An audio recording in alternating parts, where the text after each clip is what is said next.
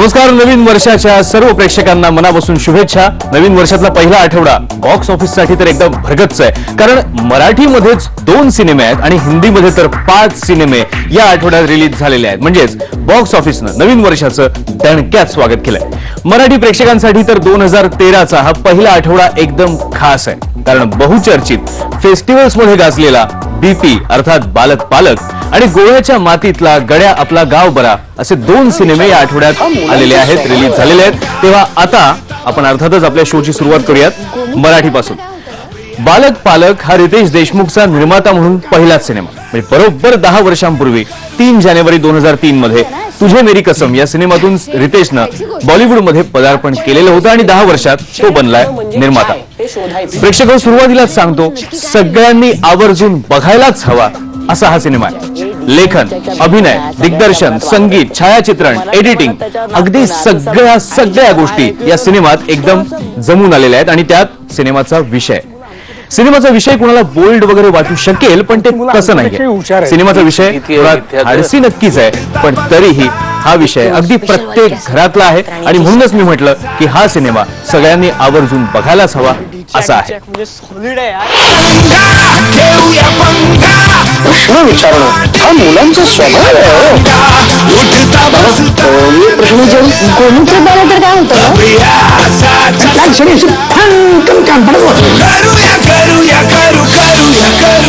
खाल्लं ना शेण काय खायची गोष्ट आहे?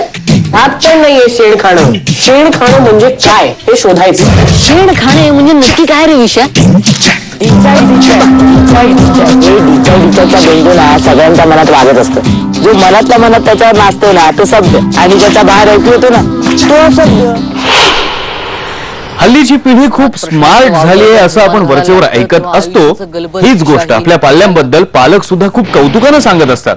पण याच स्मार्ट पिढीनं आपलं कुतूहल शमवण्यासाठी अडचणीचे वाटतील असे प्रश्न विचारले तर या पालकांची तोंड, हे पालक जे आहेत या बालकांची तोंड बंद करतात. आणि हे आत्ताच नाही, वर्षानुवर्ष घडतंय. हीच ती वेळ असते जेव्हा ही मुलं आपलं कुतूहल शमवण्यासाठी कोणत्याही थराला जाऊ शकतात आणि त्याच वेळी आपल्या पालकांपासून ती लांब सुद्धा जात असतात. या मुलांना मग वाईट संगत लागते आणि पालक मात्र आपली मुलं हुशार आहेत, ते कोणतेही वेडवाकडं काम करूच शकत नाहीत या भ्रमात राहतात. अशाच 4 बालकांची आणि त्यांच्या पालकांची गोष्ट म्हणजे बालक पालक हा सिनेमा. सिनेमाचा काळ आहे साधारण 1983चा, पण बालक आणि पालक यांच्यातील विसंवाद आणि त्यामुळे निर्माण होणारी समस्या आजही कायम आहे. आणि म्हणूनच हा जो सिनेमा आहे किंवा या सिनेमात आजच्या काळात सुद्धा त्याचं महत्व खूप मोठं आहे. शाळेमध्ये मुलांना लैंगिक शिक्षण दिलं जावं की नाही याचा निर्णय अजून झालेला नाही, तो होईल तेव्हा होईल. पण सगळ्यात महत्वाचं काय आहे तर पालकांनी आधी मित्र बनून आपल्या मुलांशी सुसंवाद साधणं. नाहीतर काय होऊ शकतं ते आपल्याला बालक पालक मध्ये बघायला मिळतं. कुठे कधी हरवले कसे कोण जाणे, चोचीतले त्यांच्या गाच्या मनाला पडे घोर आता, उखाणे कसे सोडवावे, कसे वागले कळ्यांचे फुलाची, कधी वाढले हे दुरावे कळेना जुरे बाग आता, सुनी सुनी सारी का कळेनाशी हरवली पाखरे, हरवली पाखरे, हरवली हरवली पाखरे, कळेनाशी. दिग्दर्शक रवी जाधव यांचा नटरंग आणि बालगंधर्व यात नंतरचा हा आहे 3रा सिनेमा. त्यांच्या दिग्दर्शनाची खास वैशिष्ट्य जी इथेही ठळकपणे दिसतात. विषय धाडसी आणि नाजूक असला तरी कुठेही तो बटबटीत होणार नाही किंवा त्याचं उदात्तीकरण होणार नाही याची पूर्ण काळजी रवी जाधव यांच्यातला दिग्दर्शक आणि लेखक जोडी गणेश पंडित आणि अंबर हडप यांनी घेतलेली आहे. कथा पुढे नेण्यासाठी किंवा काही उदाहरणं सांगण्यासाठी याही सिनेमात रवी जाधव यांनी मोंटॅजचा सुंदर वापर केला.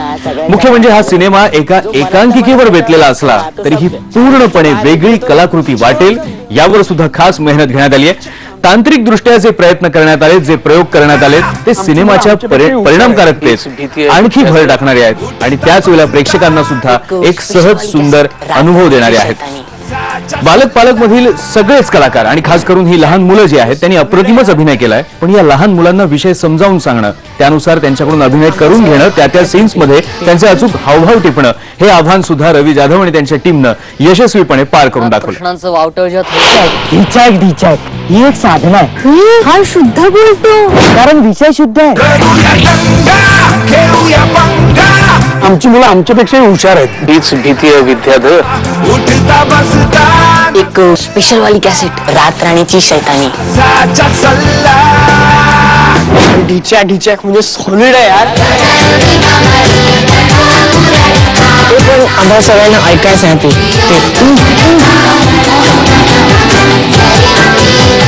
मनात प्रश्न या सिनेमात सर्वात उल्लेखनीय अभिनय जो केलेला आहे तो अर्थातच मुलांनी.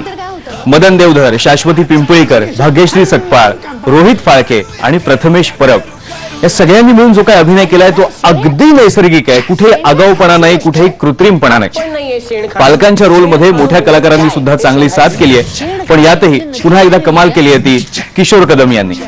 रवी जाधव यांच्या सोबत हा सौमित्रचा तिसरा सिनेमा.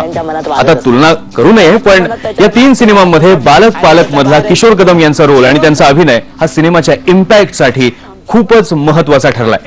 रवी जाधव यांच्या सिनेमाचं संगीत हा सुद्धा एक महत्वाचा भाग असतो. हे आता पुन्हा एकदा सिद्ध झालेलं आहे. कारण नटरंग, बालगंधर्व आणि आता बालक पालक यावेळी तर विशाल शेखर यांनी मराठीत दमदार एंट्री केली आहे. त्यांच्या म्युझिकने एकदम कल्ला केलाय आणि त्यांना तशीच कल्ला साथ दिली आहे ती चिनार महेश या संगीतकार जोडीनं. चिनार महेश यांचं पार्श्वसंगीत सुद्धा एकदम खणखणीत झालेलं आहे.